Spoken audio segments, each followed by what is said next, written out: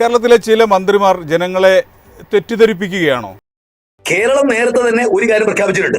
കേന്ദ്ര ഗവൺമെന്റ് നെല്ലിന് എത്ര വില കൊടുത്താലും 28 രൂപ 20 പൈസക്ക് സംസ്ഥാന ഗവൺമെന്റ് ആ നെല്ലെടുക്കും.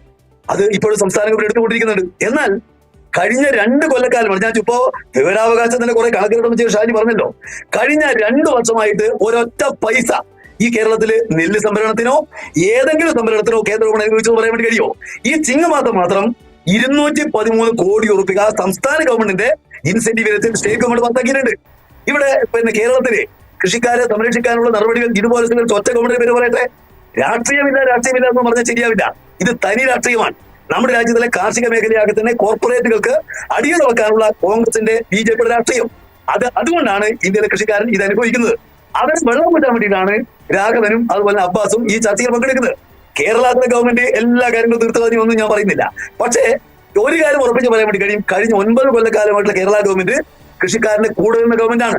അവന്റെ താല്പര്യങ്ങളെ ഏറ്റവും വലിയ നിലക്ക് മാനിക്കാൻ മുന്നോട്ട് വന്ന ഗവൺമെന്റാണ്. ഈ കേരളത്തില് കാർഷിക രംഗത്തുള്ള പദ്ധതികൾക്ക് വേണ്ടി ചെലവഴിച്ച പണം എത്രയാ? കോടികളാണ്. സംസ്ഥാന ബജറ്റ്, കേന്ദ്ര ബജറ്റ് വന്നല്ലോ. ഞാൻ ചോദിക്കട്ടെ, കേന്ദ്ര ബജറ്റിൽ സബ്സിഡി പണം കുറച്ചില്ലേ?